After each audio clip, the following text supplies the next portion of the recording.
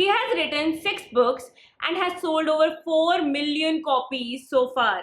He is the much loved author of Indian mythology books, and he is the person who brought the era of Indian mythological fiction in this country. In this video, I'm going to discuss the books that Amish Tripathi has written so far and what I think about them and what they are about.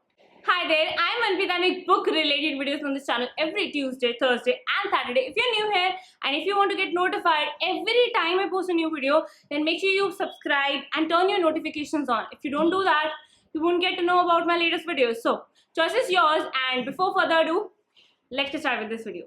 So all in all, Amish Tripathi is writing 2 series. One series is complete, it's a trilogy, and one series is ongoing, and he has written one non-fiction as well.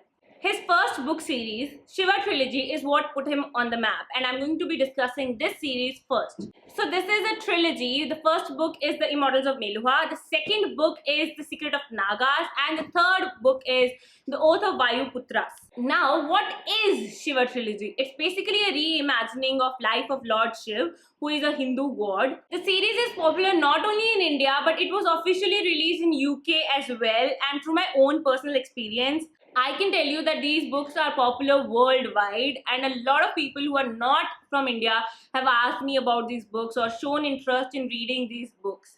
I personally have read the first book in the Shiva Trilogy, The Immortals of Meluha, and I found it very good, but at that time very average. But it was my mistake because, like many people who get weirded out by Shiva Trilogy, I was very new to reimaginings at that time. I didn't really feel comfortable with the idea of a total reimagining. I was thinking, how is it connected to real story of Lord Shiv? How is it connected to what I've read before or heard before from my grandma? And that kind of brought down my experience with the book. But I do plan to read this all over again as a fresh reimagining, not something which I would like to read to draw connections with what I already know, but as a very different and new story. And that's the true way to read the Shiva Trilogy. A lot of people have asked me this question before. You are not going to enjoy it if you are going to just compare it with the real story of Lord Shiv, because in this book series, the author has reimagined this whole character. The author has reimagined everything that happens, and you would be good and you would enjoy it a lot if you read it like a reimagining. The next book series the author has started writing is the Ramchandra series. 2 books of the series are out. The first one is Scion of Ikshvaku. Now it has been renamed as Ram, and the second one is Sita, Warrior of Mithila, and this happens to be one of my favorite works of the author. Discussing about this Ramchandra series, honestly, this series is again a very unique reimagining of life of Lord Ram and Sita as well. Basically, the whole Ramayana has been reimagined, and it's really good just to see such kind of reimaginings coming from Indian authors. And Amish has done a very good job with these reimaginings as well. But Scion of Ikshvaku, I have read this book. I believe that this is too preachy for my taste. I do not really like insanely spiritual books and religious books. So this kind of falls on that side. Whereas this, Sita, Warrior of Mithila, is one of my most recommended Indian mythological fiction novels because it's just pure awesomeness. The character of Sita in this book and how everything has been told, it's just wow.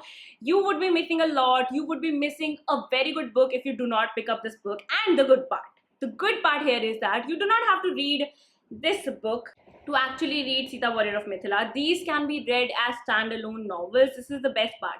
Keep in mind, you cannot really do that with Shiva Trilogy. You have to read it in the order it was published. But this one, you can just pick up Sita, Warrior of Mithila, and you do not need to read Ram. And there is a third book coming out. The date was announced multiple times, but it keeps getting delayed. The next book would be Ravan, which again would be a book that you can read as a standalone novel.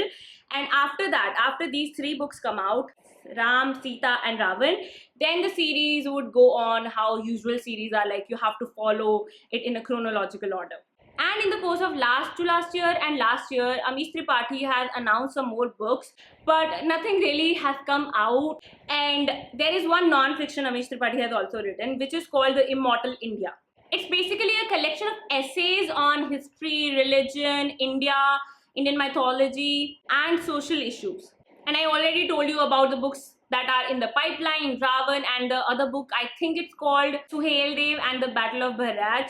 Not sure about that, but when they'll come out, we'll talk about it on this channel. So make sure you are subscribed and your notifications are on. You just have to hit that bell button and make sure it's ringing so that you get notified every time I post a new video. Otherwise, you would not get notified. You would not know when I make another Amish Tripathi books video.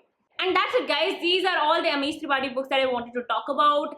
This is another video in my author spotlight series. I have done a video on Durjoy Datta, Ashwin Sanghi, Preeti Shenoy, a lot of Indian authors, and I'll link the playlist down below or on the I button. So make sure you check it out. If you want me to do an author spotlight for some other author, please comment down below. I'll do that. And before I go, disclaimer. Every time I make a video about Indian mythology books, there is this one person who's like, I hate these authors because they are putting these gods in a different light, or they are putting these stories in a different manner. Like, why?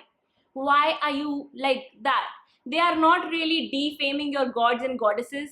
They are not really doing anything like that. They are actually just reimagining the stories that have been written. Okay, I know you say Ramayana is real, and I believe that. Honestly, trust me, I believe that Ramayana was real. I believe that all those sciences and everything that has been written in our Veds was real. I am a believer, but that doesn't mean that I have to hate the authors who are just reimagining a story in a different way. What's wrong with that? I have never been able to get it. I believe that as a reader, a person should be open-minded, and if you cannot read these books in an open-minded manner, you are a very bad reader. So just open up your mind and let yourself be creative, let others be creative, live yourself and let others live, right? So yeah, to those people I would just say, grow up, be a little mature, and maybe do a Google search of words like reimagining and retellings. Maybe you would understand better if you knew the meanings of those words. Okay, I didn't really say that. I'm already being hated a lot since my last few videos. But it's okay. I hope you really enjoyed this video, because that is my purpose. I want you to know about books. I want you to feel more interested in books, and I want you to enjoy these videos and feel like it was worth your time. So if it was, make sure you hit a thumbs up, and this is Manvi signing off. I'll be back with another video very soon.